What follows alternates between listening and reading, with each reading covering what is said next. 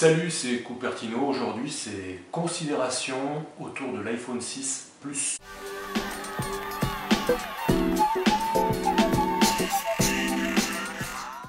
Concernant les pré-résas de l'iPhone 6 Plus, les chiffres sont arrivés donc plus ou moins à 4 millions de pré-réservations.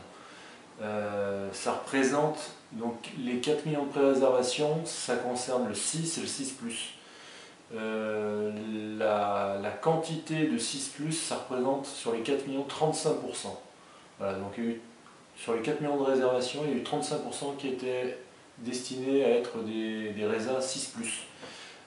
La différence qu'il y a aujourd'hui avec les chiffres en pré-résa de 4 millions, c'est tout simplement qu'on est passé de 7 pays en distribution l'année passée sur le 5S à 11 pays aujourd'hui. Donc voilà, l'explication elle est aussi là, c'est qu'il y a eu plus de demandes, puisque plus de pays en même temps, enfin, dès la sortie officielle, dès le premier jour. Voilà la différence des 4 millions par rapport aux 3 millions du 5S, et je crois aux 2 millions du 5, et ainsi de suite. Il y a toujours 1 million de plus à chaque modèle. Voilà, ça c'est pas mal. Concernant les quantités chez les opérateurs, en fait, elles étaient moindres, et ce qui a fait que les produits ont été épuisés très rapidement.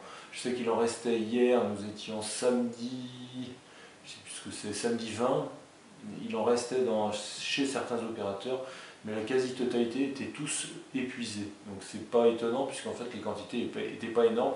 D'ailleurs, les gens qui ont fait la queue durant le jour d'avant, la nuit, donc dans les Apple Store, se sont fait avoir, et pour certains ils sont partis bredouille, en Allemagne, en Italie, en France, pardon, pas en Italie, c'est pas dispo encore, etc. Mais je sais qu'il y a des personnes en France qui ont été qui sont partis bredouille, et d'autres en Allemagne. Voilà.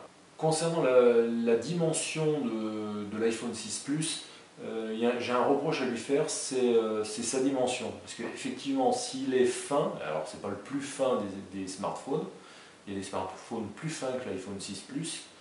C'est ça qui est marrant chez Apple, parce qu'ils ont annoncé que c'était le plus fin chez eux. Voilà.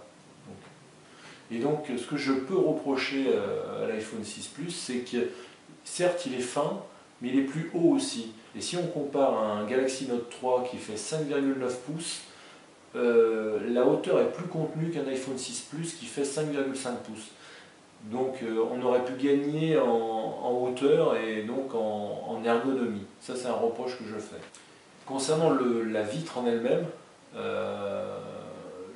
la beauté du 6 Plus, même par rapport aux images qu'on voit, etc., sauf sur le site d'Apple où on le voit de profil, et là on voit le côté bombé. La vitre est légèrement bombée et suit en fait la forme du boîtier, du case, appelez-le comme vous voulez, et donc c'est légèrement bombé et c'est super en fait intégré. Voilà, ce qui fait qu'on a un rendu physique qui est super joli. Concernant l'appareil photo du 6 Plus, et justement si je parle du 6 Plus c'est aussi pour cette raison, c'est qu'il a un stabilisateur intégré, donc en hard, et un stabilisateur optique aussi en soft, à la différence du 6 qui lui n'a qu'un stabilisateur comme le 5S soft. Voilà. Donc l'avantage pour les photos, c'est en fait c'est ce que fait la concurrence depuis longtemps en fait. Et là ça change tout sur le 6 Plus par rapport au 6 et au 5S, etc. Et donc là on va avoir une grande qualité de photos et surtout une plus grande stabilité. Voilà. Donc on peut quasiment prendre des photos en marchant sans problème, avec un net exceptionnel. Dans les 8 millions de pixels, on peut reprocher à Apple, et effectivement tout le monde pensait, même les fans, que le 6, on ne savait pas s'il y avait 6 et 6 Plus, bon bref, on pensait que l'appareil photo allait évoluer vers des millions de pixels supplémentaires. Or on sait très bien que ce n'est pas forcément les pixels qui font la différence, puisqu'on voit des appareils photo à 20 millions de pixels, je crois, des smartphones, et bien souvent ne sont pas forcément très flatteurs. On voit toujours qu'Apple est en tête des photophones, des smartphones, et que ils sont généralement, ce sont toujours les plus flatteuses et les plus belles belle, mais vraiment au sens du terme. Alors, ça peut être flatteur comme certaines marques, et ça peut être voilà, un rendu moindre. Là, l'iPhone a quand même ces qualités-là, même si je dirais, dans la nuit, les iPhone 5S étaient moins performants que les concurrents. Concernant le plus du plus, justement, c'est pour moi le slow motion en 120 images secondes et en 240 images secondes. Là, on a un rendu exceptionnel. Je vous mettrai le lien d'une vidéo YouTube que j'ai vue justement sur YouTube, une belle vidéo qui démontre, qui est assez courte, mais qui démontre vraiment la qualité. Puis en fait, là, sans parler de 6 Plus, mais même en général des smartphones, on a franchement évolué. Avant, c'était il y a quelques années, il fallait des caméras qui coûtaient la peau du cul pour faire du slow motion. Aujourd'hui, on a un slow motion quasi pro pour tout le monde. Là, c'est magique.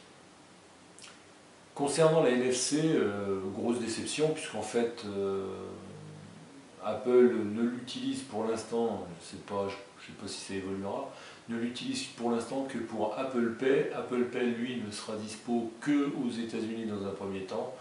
Donc, on a un NFC qui ne sert à rien. Voilà. Même si les utilisateurs smartphone Android utilisent très peu la NFC, c'est toujours frustrant de savoir que la NFC est intégrée. Sans doute dans les prochaines jailbreaks, nous aurons des applications, ça j'en suis sûr. Concernant la définition de l'écran du 6 Plus, on se retrouve avec du 1920 par 1080 en 401 pp, ce qui correspond exactement à l'écran du OnePlus One, voilà, le OnePlus One. Donc c'est exactement, alors peut-être pas le rendu de l'écran, mais c'est exactement les mêmes caractéristiques que le OnePlus One. Voilà, téléphone chinois qui a cartonné, puisque en fait, entre le prix et on va dire ses caractéristiques et sa finition, est un très beau smartphone. On ne peut pas dire que je suis un Apple fanboy, comme ça. Concernant les tarifs du 6 Plus, nous trouverons le 16 Go à 809 €, le 64 Go à 908 € je crois, et le 128 à 1019 €. Voilà. Alors c'est vrai, comme me tweetait quelqu'un, me disait, pour le prix tu peux t'acheter une Nexus 5, une tablette Nexus 7 plus une console pour le prix d'un 128 Go en 6 Plus. Ça donne à réfléchir, mais bon, après c'est un choix. Sachant quand même que la concurrence ne va pas traîner, par exemple Samsung avec le Galaxy Note, alors oui, on est dans les 700 ou 800 € et le prix généralement chez Samsung baisse très vite, surtout avec des réductions, des bons, des remboursements de 100 €, etc. C'est vrai que Samsung au départ annonce des prix quasi similaires aux iPhones, quasi j'ai dit, et très vite, très rapidement les prix baissent. Mais ça influe aussi sur la revente du smartphone en question. Parce que quand tu achètes un smartphone et que 2 mois plus tard il a baissé de 200 €, tu te doutes bien qu'en prix, en occasion, tu auras peu de chances de le revendre à un très bon prix. Voilà, ça c'est comme pour moi je compare toujours ça, les iPhones et Apple, mais d'autres marques peut-être, à des voitures allemandes. C'est sûr que tu n'achètes pas une Mercedes comme tu achètes une Renault Mégane. Voilà. Donc c'est une question de logique. Voilà. Si tu as les moyens et que tu as de l'argent, tu peux t'acheter une Mercedes. Si tu n'as pas les moyens, ça devient plus difficile. Voilà. Concernant les antennes qui avaient valu Apple un antenna Gates, aujourd'hui Apple a retenu la leçon et c'est vrai que, enfin, moi je ne le savais pas particulièrement, mais l'aluminium emprisonne les ondes. Et ce qui a fait le problème, le souci d'antenna Gates sur l'iPhone 4, c'est justement ce souci-là. En fait, l'aluminium emprisonne les ondes et empêche la propagation de ces mêmes ondes. Donc aujourd'hui, ils ont un système par rapport au 5S qui lui était... Alors il y avait un système en verre, les deux plaques étaient ou en verre, selon la couleur, ou en céramique. Alors je ne sais plus quelle couleur, mais bref, le noir était en verre, et les autres couleurs étaient en céramique, voilà, je crois. Je crois que c'est ça. Donc aujourd'hui, on retrouve le système, alors c'est des petits filets qui contournent l'appareil, c'est beau ou c'est pas beau, ça plaît ou ça plaît pas. En tous les cas, ça permet une meilleure propagation et surtout une meilleure réception. Et aujourd'hui, c'est vrai que selon la couleur, ces antennes s'intègrent mieux. C'est-à-dire un gris sidéral, l'antenne sera plus intégrée puisqu'il sera presque de la même couleur, presque. Et notamment même sur l'argent, sur le doré, ça se voit, sur le couleur or, ça se voit énormément. Voilà, bon après, qui va prendre la couleur or? Les Russes, les Chinois. Voilà. Et les Arabes, je pense. Et des rappeurs et des sportifs, d'accord. Ok, bon, bah voilà, quoi. C'est résolu. La question est résolue, donc. On aime ou on n'aime pas l'antenne. Concernant les fréquences du 6 et 6+, la différence qu'il y a avec les iPhones précédents, c'est qu'il n'y a en fait qu'un seul modèle, intégrant toutes les fréquences GSM, Edge, 3G, 4G, bon, CMDA, etc. En fait, l'iPhone 6 intègre toutes les fréquences et toutes les bandes de tous les opérateurs télécoms du monde. Voilà, pour une fois, c'est pratique, tu peux l'acheter dans n'importe quel pays. Ça marche, ça fonctionnera. Ça, c'est un plus. Et des journalistes l'avaient la semaine d'avant. J'ai vu un journaliste, je sais pas, c'est The Verge, qui était en Islande, et un autre journaliste. Concernant l'autonomie, visiblement, je ne sais plus quel journaliste l'a fait, il prétend avoir tenu 2 journées sans recharger son 6+, en ayant pris des photos, fait des mails, etc. Quasi une utilisation normale, mais je ne sais pas ce que ça veut dire normal pour lui. Voilà. Parce que si c'est normal pour moi, je suis un gros consommateur de toute la journée de consultation de mails, Twitter, photos, envoi de photos, envoi de plein de choses, de consommation. Sur mon 5C, pour vous dire, je tiens une demi-journée avec mon 5C, mais en l'utilisant pas mal.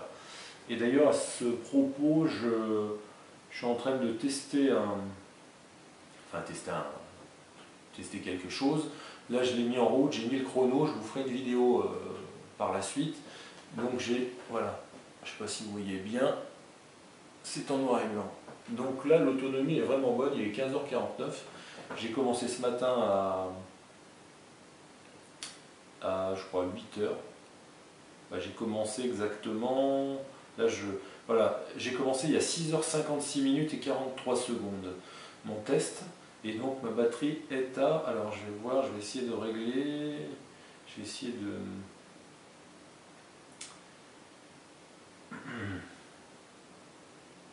Je vais essayer de vous donner